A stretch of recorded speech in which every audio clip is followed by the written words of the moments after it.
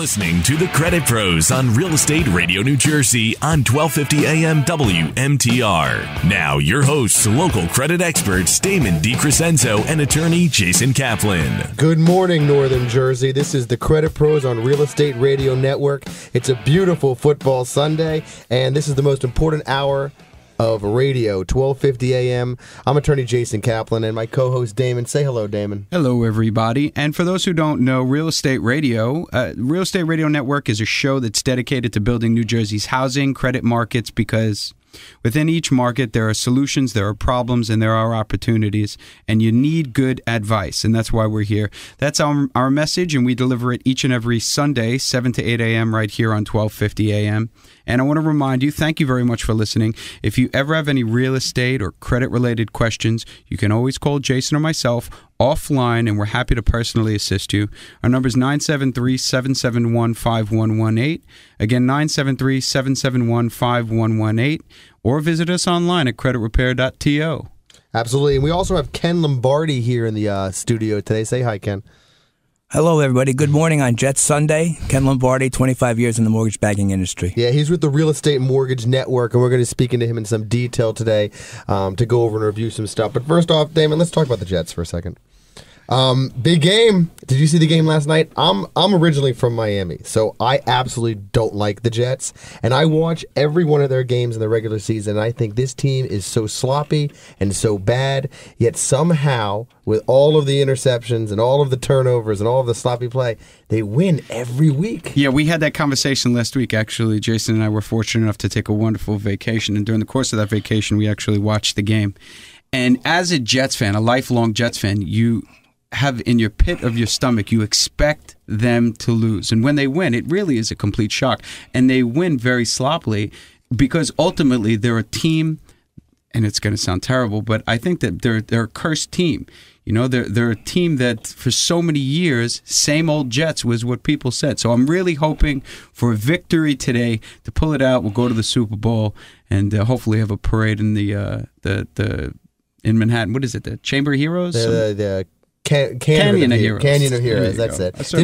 Did you play on your high school band in the Canyon of Heroes for, what was it, the Giants? Or was it the that Yankees? was actually for one of the war parades, and I did play trombone, and it was a harrowing experience growing up in the band, but that's a whole nother story. Today we're going to be talking about a couple of interesting things regarding your credit, and we're going to be speaking with Ken, and it's really wonderful to have in studio with us a guru, a mortgage expert. The mortgage industry has been something that's been in flux for so many years, and to have someone in studio with 25 years of experience is wonderful. But I wanted to talk about something first. Jason, last night we went to a networking event, and it really got me thinking about the value of networking and what it means to me personally in my business and how uncomfortable a situation can be. It's just about, think about the most uncomfortable situation that you can put someone into. You wind up in a room with 50 other people you don't know. You're forced to speak to those people about probably things that you don't want to hear about when they're speaking to you. And it's almost like wearing a suit that's 2 or 3 sizes too small. So which is why they serve alcohol at these functions usually. But so as I was sitting there and I'm having these conversations and I'm trying very hard not to look at my watch, which would probably be rude. And I'm thinking to myself, you know, it's very hard for me to justify the value, which is obvious. We all get value from networking. We all get value from introducing ourselves to other people. But it truly is a very uncomfortable situation for me. Well, I thought it was impressive. I mean, if our viewership, if you guys have not been to like a networking event, I am not one for social situations, especially awkward social situations. But it was actually a pretty, I mean, it's a good idea, but it was a nice run event, and apparently they have a nice group. What was it called? The Real Estate Network of... What was it called? It had to do with real estate. Real estate. But, like, you know, they had a nice place in some in some lodge somewhere. It was served food, open bar, and they have sponsors who are at tables. And it was you'd think real estate. So I was fine. They had a mortgage broker and they had an investor and maybe like a contractor. But there were people there I never would have thought of. There was a guy in pest control. There was someone selling prepaid legal services to help, with the legal services of closing. So why don't more people network? Knowing the value in networking, why don't more people do it? I guess it's why don't more people go to the dentist every 6 months? People don't do exactly what they should do. The benefits are obvious, and after coming away with what we did yesterday, it makes sense to do. But I don't know, it's just a weird thought. I'm just thinking everyone should look into these type of things, and if you have a business similar to mine and Damon's. I mean, these places, or at least the group that we saw last night, they bring in 100 people once a month. There's usually a turnover where 50 people are new and 50 people are old, and you get access to their web portal so they can advertise your business and you can speak at these events. And it was pretty fascinating. I guess even though it's a little bit awkward, everyone is there to do business. Everyone's there to make money. There's no pretense as to why you're there or what needs to be done. Which is sort of alleviates some of the awkwardness, because everyone is there to do one thing and everyone feels awkward about it, I suppose. If you don't, there's probably something inherently wrong with you a little bit. Next month we're going to go. If you'd like to join Jason and I in actually going to this next networking event, why don't you give us a call? We'd love to meet you. If you're in the real estate industry, if you're a mortgage broker, give us a call. It's 973-771-5118. We'd love to talk about it with you. Let's dive into some credit stuff if we could. Jason and I were speaking about what can you. There's obviously a problem. How do you get credit without credit? Mike, our engineer, we were talking about it. If you're a young man of 20 years old and you're in college, how can you get a credit card if no one has ever given you one before? And the problem is, how do you get credit if you don't have a credit card, and how do you get a credit card without credit? So you end up spinning yourself in a circle. Absolutely. Sure. So we talked about some of the solutions that are out there, but none of these solutions that we'll talk about are perfect solutions. There aren't any. All of these solutions, though, should be looked at as a starting point, as a means to an end, a way to be able to build a foundation of credit so that you're able to establish a history and in the future be someone who's credit worthy, because getting credit for the first time is hard. It's not easy. If you are 23 years old and you've never had credit and you walk into a Walmart and you want to go buy something, odds are you're probably going to be denied. I know that if you just send in on the internet an application, you're probably going to be denied. And that denied oftentimes leads to another denied and another denied, because you're building inquiries on your credit report that show that you're applying for credit, especially for young adults who really need to think about these things while they're young adults, because guess what? When you get older, these aren't things, they're problems. And then those problems need to be addressed a different way. But if you're young, my suggestion to start is don't go apply for a jumbo mortgage. Don't go apply for a car, because you're not going to be approved for it. You should probably start by applying for a secured credit card. It's Jason, all about baby steps. Baby steps. Why don't you tell me what a secured credit card is? A secured credit card is basically like an ATM debit card or a prepaid card you would go to the gas station or the drugstore and buy, where you give them $50 and they give you a card with $50 on it.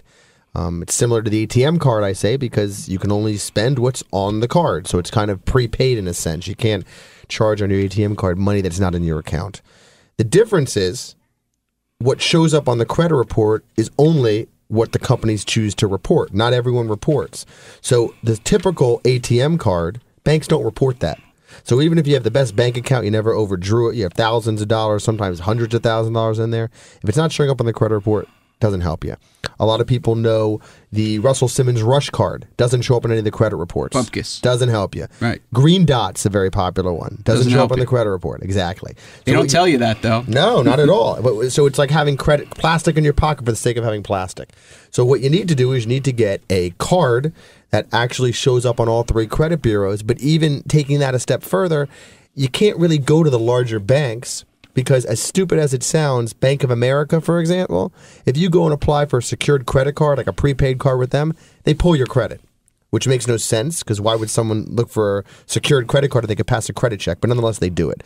So there are companies out there, smaller banks, smaller companies that don't pull your credit, and they report to all three credit bureaus: Equifax, TransUnion, Experian. Right. It's just a baby step because you're not going to have a huge line of credit on the card. You're not going to put down $1,000 on it. You can put $100, $200. Right. But once it starts showing up on the report, I mean, Ken, you're in the business. Those kind of trade lines are extremely important. You need them. They raise your score. You gentlemen just brought up a really good point. In over 25 years, the FHA let people get loans with no credit score.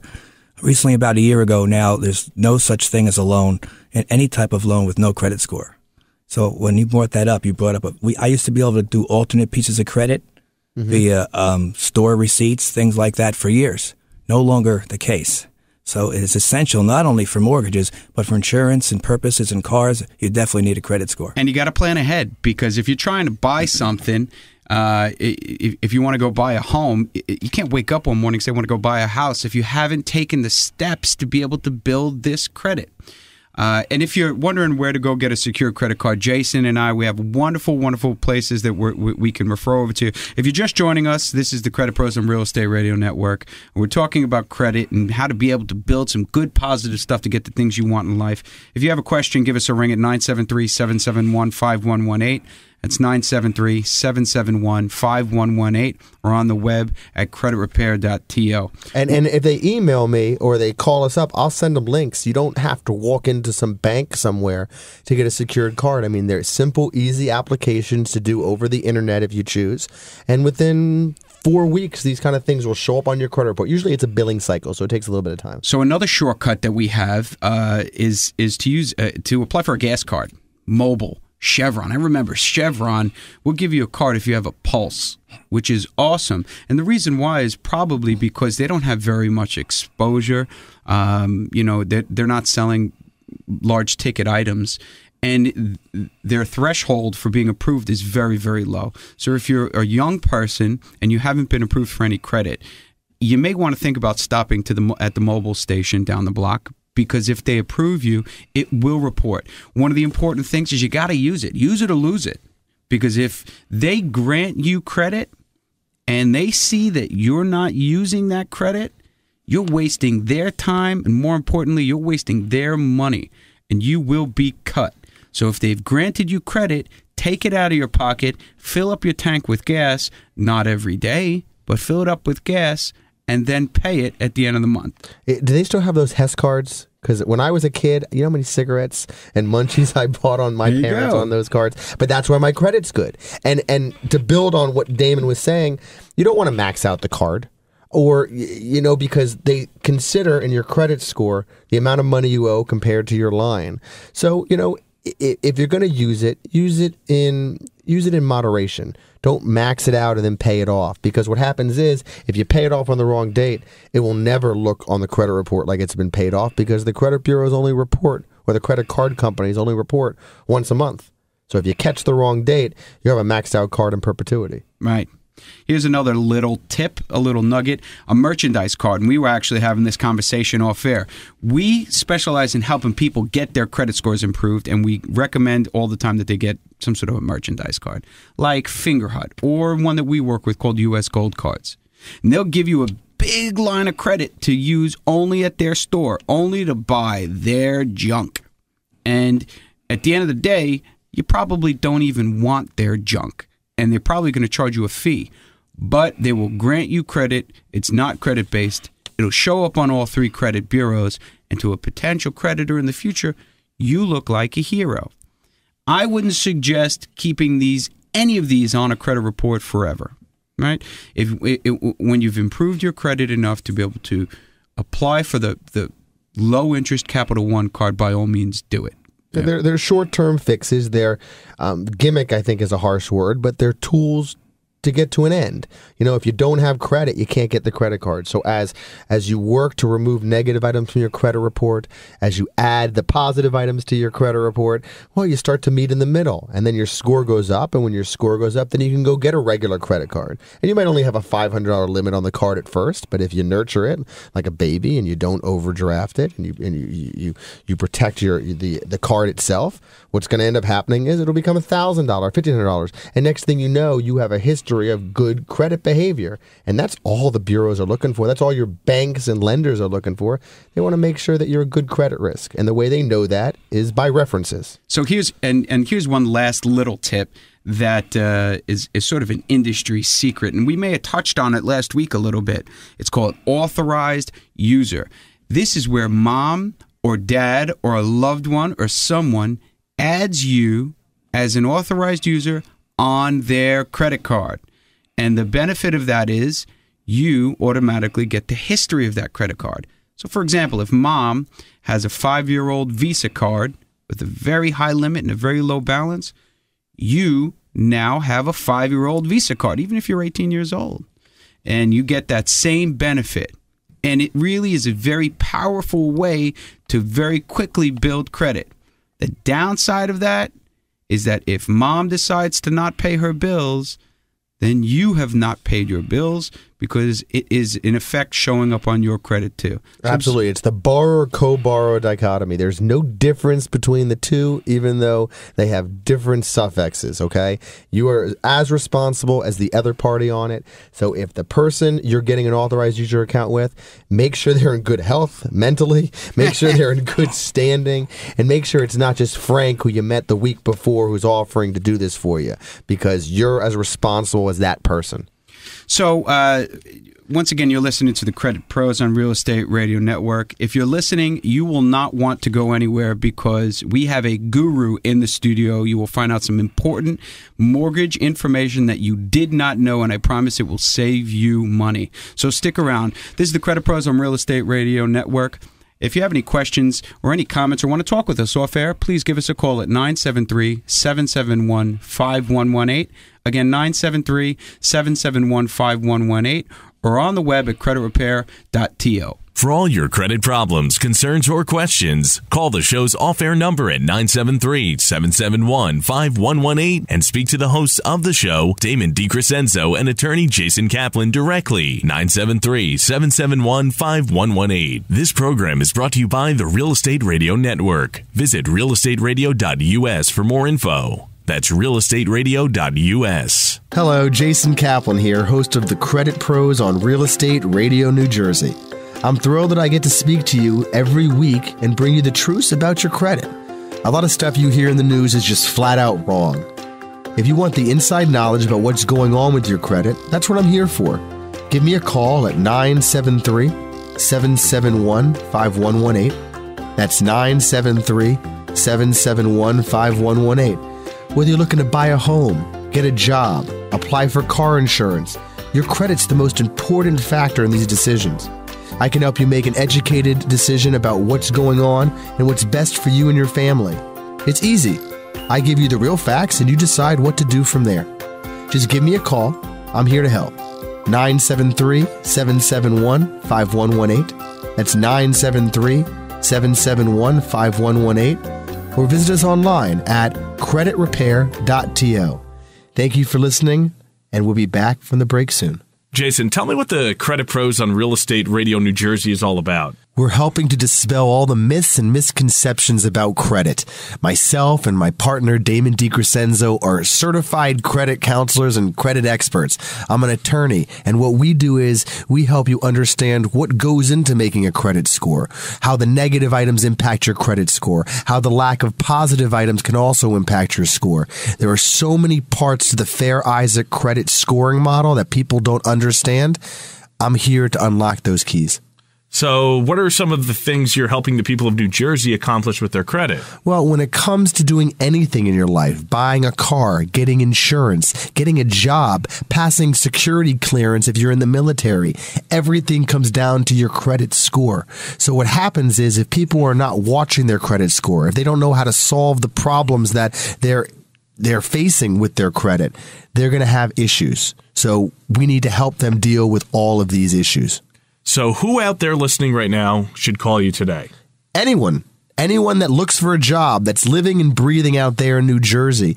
What happens is credit scores affect everything like I just mentioned. So if you're concerned, confused, if you have a particular question about a particular circumstance, just give me and Damon a call. Our number is 973-771-5118. It's just that simple. If you want the free credit advice in New Jersey, call attorney Jason Kaplan and the Credit Pros right now at 973-771-5118. That's 973-771-5118. For all your credit problems, concerns, or questions, call the show's off-air number at 973-771-5118 and speak to the hosts of the show, Damon DiCrescenzo and attorney Jason Kaplan, directly. 973-771-5118.